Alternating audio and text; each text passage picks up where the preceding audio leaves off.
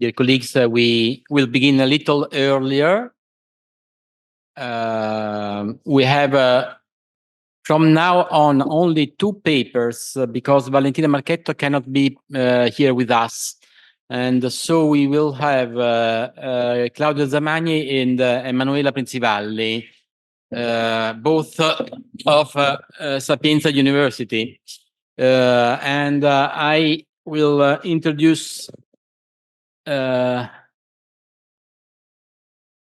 Claudio Zamagni, who teaches here in Sapienza University of Rome, early Christian literature in Greek and Latin.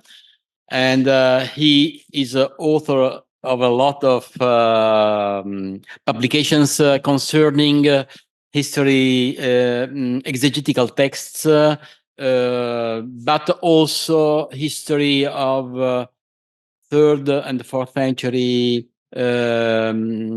doctrines and exegesis. He has published, for example, recently collected papers with also some new articles about Christology and Gnostic themes in the 3rd and 4th century. I leave it to you. Yes, it is the one. Yeah. Allora, inizio. Intanto, buonasera, e volevo ringraziare Paola Mollo per questa organizzazione veramente impeccabile e per avermi invitato.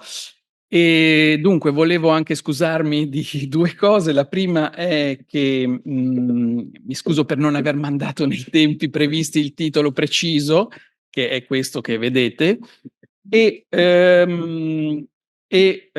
mi scuso anche con gli italiani perché siamo qui e io ho scritto il mio testo in inglese e lo leggerò, quindi se il testo in inglese va bene. Il titolo è Chineo e il suo uso nella letteratura cristiana come termine tecnico-filosofico.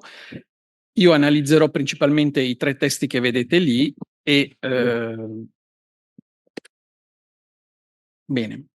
The relationship between the divine and the human life expressed through spatial characteristics of movement, such as movement or stay, according to the rhetorical speech of Paul in the text of Acts 17:28a, is a part of the text is a part, as you know, is a part of the famous speech that Paul delivers in the Areopagus in Athens in chapter 17 of the Acts of the Apostles, where he announced the agnostos theos, the unknown God, whom the Athenians worship without a precise knowledge, and of whom Paul claims to be the herald. There is a particularly significant passage in which it is stated, referring to that God, that humanity lives, moves, exists, and in him. So this is the text, en autogar zomen kai kinumeta kai esmen. This thought is proposed as a gloss on a quote from an Hellenistic poetry, probably Aratus, the Phenomena 5, but there is also another similar text by Cleanthes, and you have the text there. This succession of life, movement, and stillness is probably to be intended as a climax. Sorry, I will not read all this. This is the whole context of the passage. In this whole section, Paul speaks in general terms that seems to resonate. I mean, the 1728, resonate with the whole context. In his speech, he responds to an introduction of the discourse itself, in which Luke, the author of the book, pointed out that Athenians' pastime was to tell and hear something new, as it say, helegenti hehakuenti kainoteron. However, the final part of Paul's speech from 1729 culminates with the resurrection of the man Jesus from death. And this is a part that does not seem really find the interest of the Athenian there present. The initial part of the passage, with explicit reference to the Epicurean and Stoic philosopher who debate with Paul, 1718, may even attribute different opinions regarding his speech to each of both these groups. Epicureans are evidently less favorable towards Paul, and even they call him a babbler, a spermologos, a word which is not simply to translate, maybe is a seed picker from sperma legain, according to Czesla's Speak, for example. But the term is usually, in most translation, intended in a negative sense. But this is maybe not the only option, I would say. In such context, the initial passage of Paul, culminating with the quotation of Aratus' half verse, clearly represents an attempt at an open dialogue with the attending philosopher, the agoraioi, as it is said in another passage before this quotation. Or to put it in Pauline terms, it's an attempt to become Greek with the Greeks, I would say. It is noteworthy that Aratus is remembered in ancient biography as an author within a Stoic philosophical tradition. So he's not just a poet. There is also another philosopher to whom the same verse is attributed. I mean, Cleanthes, I mentioned it before, which was Stoic for sure, and it was indeed the direct successor of Zeno, the famous Stoic philosopher. And as you have said in the both quotations, so these quotations are meant to refer to a philosophic Stoic context.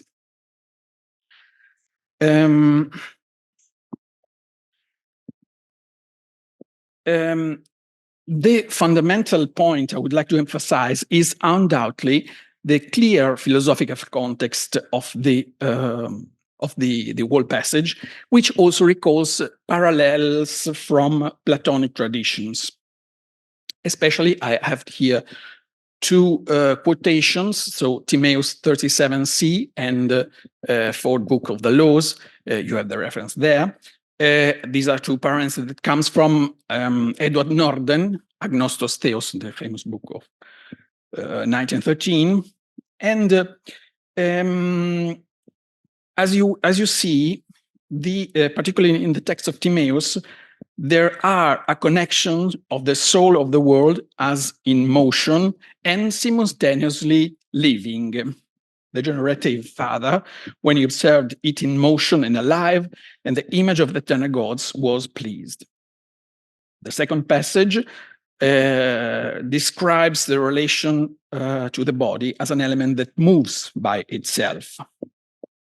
So I conclude this first part. The point I wish to emphasize is, in this context, is that the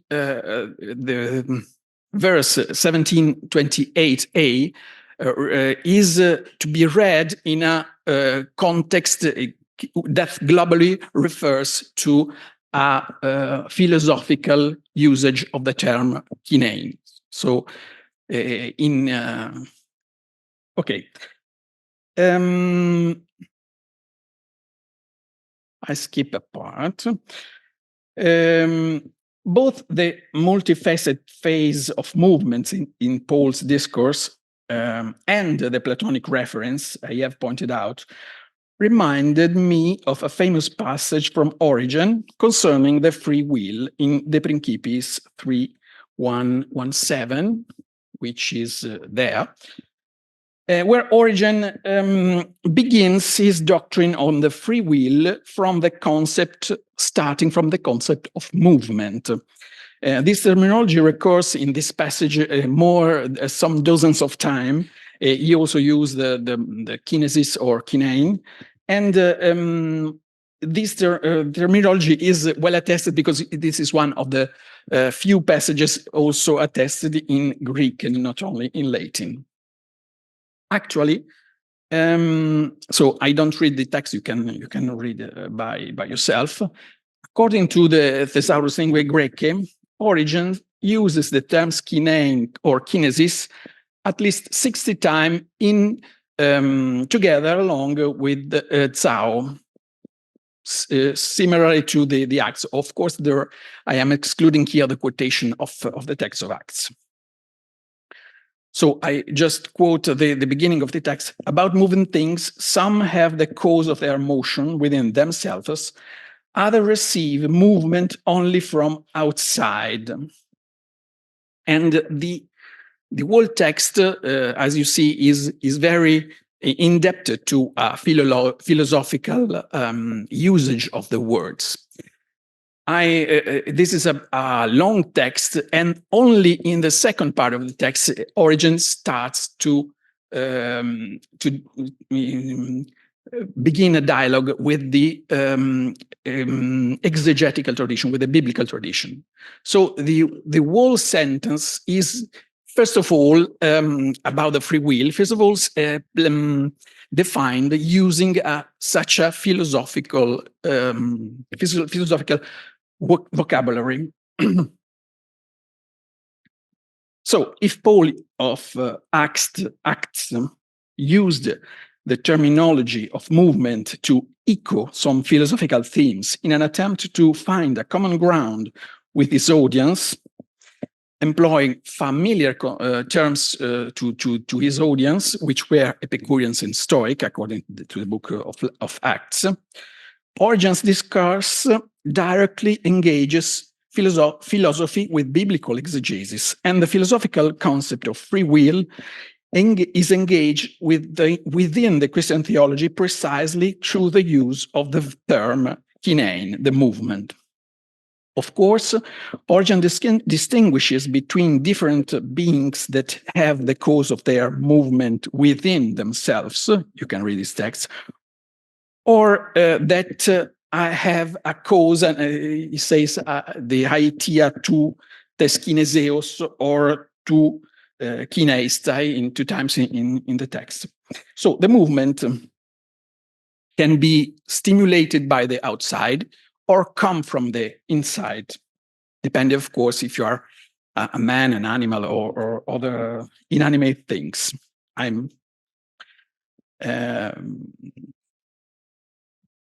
I think I will also skip another part.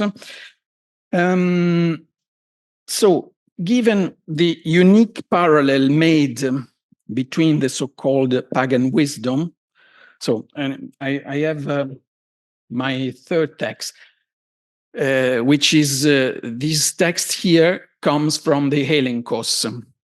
This is the book 5, 5-7, chapters, paragraphs 23, 24, and 25. As you may know, this is a text written probably sometime before or after the 222, which is the date of the death of Calixtus, and in Rome. And this text is a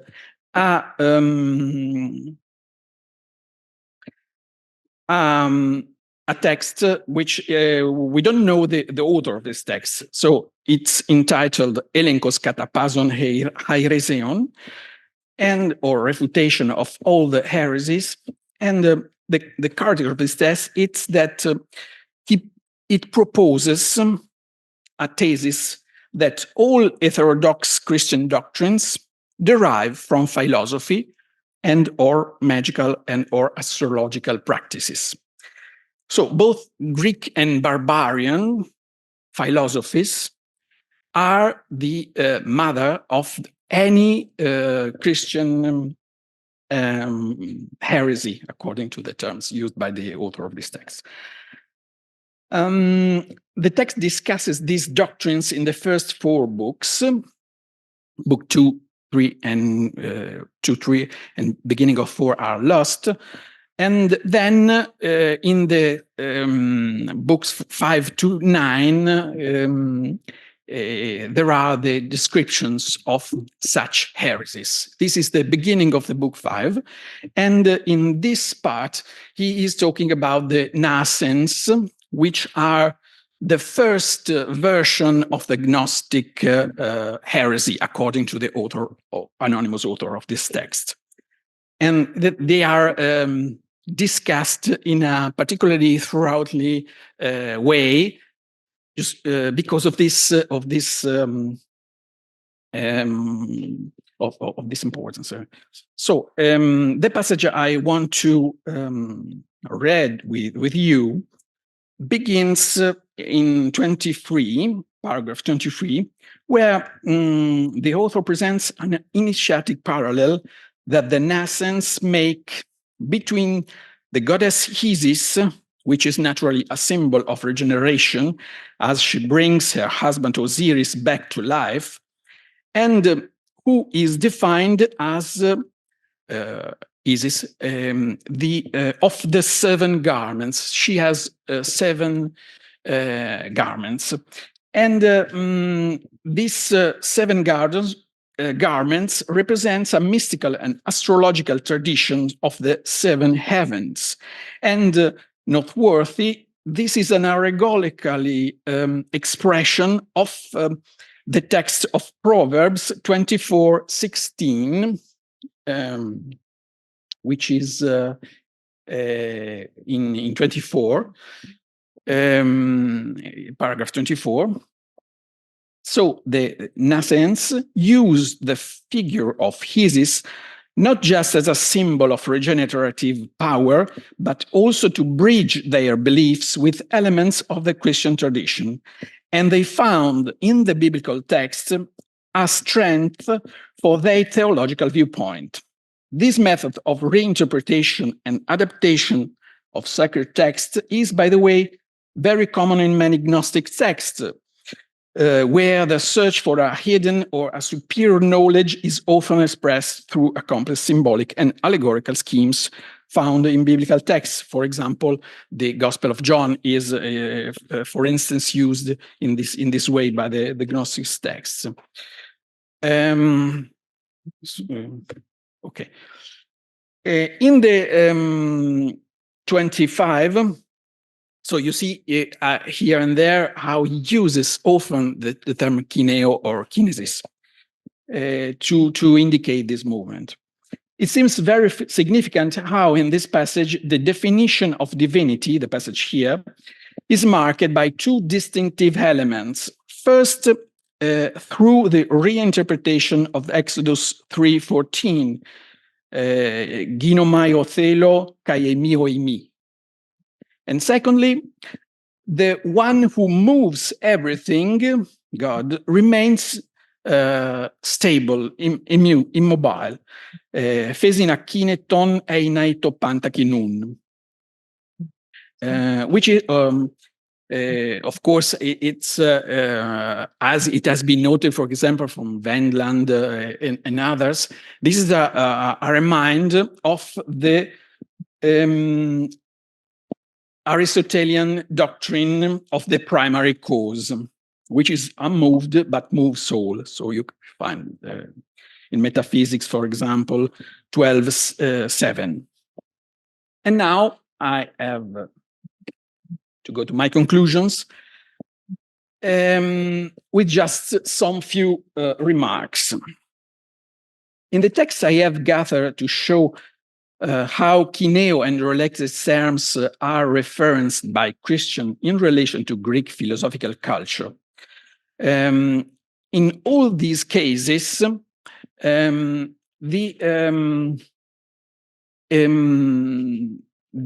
use of the term kineo and other near terms is used in a technical way. However, the quality, the value, and the meaning of these three references are very different in the three instances, presupposing each time a philosophical sense of the word movement, but used in different ways.